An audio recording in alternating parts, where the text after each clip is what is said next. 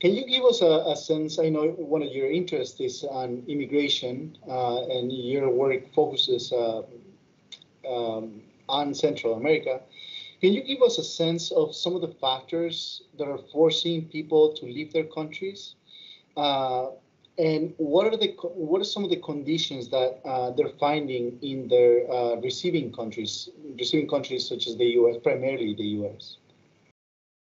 Yeah, we're living in a really interesting and important moment in migration history worldwide. So I'm glad that you asked that questions, because I do think it's really important.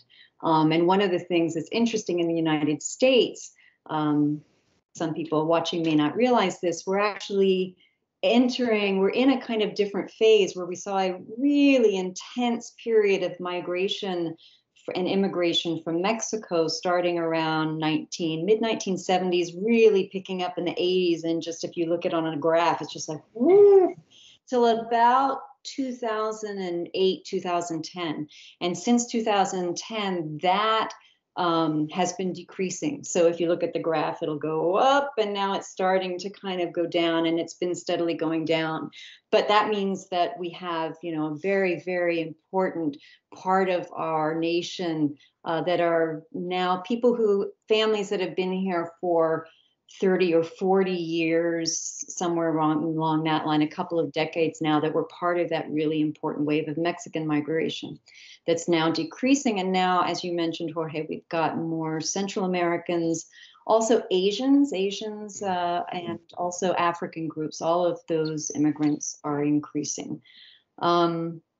And migration, the reasons for migration are so complex and individual. And this is what I think makes it so challenging to study, because oftentimes the things that are driving any particular individual or any particular region, if there are commonalities, are all mixed up. So, and they're really hard to disentangle the different reasons. So I'll just use Guatemala as where I work, primarily, also a bit in El Salvador and southern Mexico. So I'll use Guatemala as an example, just taking that one country and trying to generalize a little bit. If you start in the 80s, which is when migration from Guatemala to the United States really started, there weren't very many people at all that were coming from Guatemala to the United States before then. The first people were war refugees. Guatemala was in the middle of one of the longest civil conflicts of the Cold War in Latin America. It's recently been considered by Guatemalan courts a genocide, especially against the Guatemalan Maya, various groups that live in the kind of northern highland part that is along the U.S. Guatemala border, not U.S., the Mexico Guatemala border. So those people were being helped out oftentimes, as there's a big movement here in the Midwest of helping refugees from the war. There were big refugee camps also on the Mexican side of the border with Guatemala. And sometimes entire villages were being massacred by the Guatemalan military, which was being supported by the United States. So this was a tricky thing for the United States. You had kind of a debate going on within the United States about all of this. They were bringing their families. Sometimes, many family groups are starting to come. And also, though, when they get here, they find jobs, they start going to school, their kids are growing up here, all the things that happen normally in a kind of migration kind of story. As you go into the 2000s, after that civil conflict is over officially, the state is very weak. This happened in El Salvador and Honduras as well for different reasons. The state was very weak at the end of all of these Cold War conflicts. And you start to see organized crime also step in. So as the drug trade and organized crime starts to enter into Guatemala in the 2000s, people start to leave for that reason as well. And then you get to sort of the late 2000s, organized crime, much of it coming from new cartels that are coming from Mexico, is starting to actually enter into the migration process itself.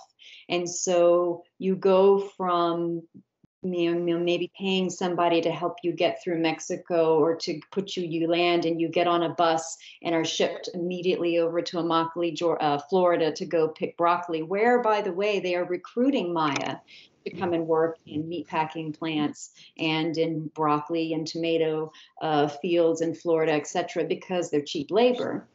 But you start to have organized crime reach into that. And now if you want to get through safely, you better pay off the people along the way going through Mexico who are involved in the cartels. And increasingly, the cartels start to kidnap people, extort family members who are living in the United States. They'll take a migrant cell phone and find who their contacts are and say, well, if you don't wire X amount of money right now, because they assume the family member in the United States can pay up. All of this is just a good illustration of how much this is a moving target too. The last thing that I would say most recently is we're starting to hear quite a bit too, amongst all these other reasons. Family members are in the United States. You can earn, more money in the United States and have a better and more secure sort of standard of living. You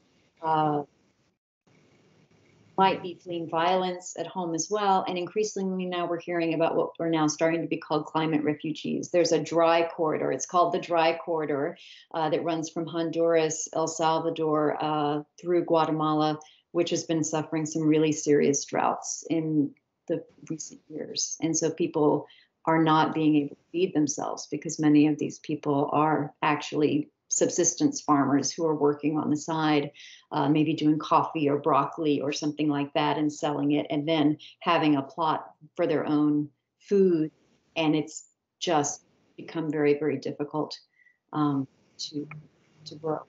So that's another new kind of thing that has just recently become more apparent.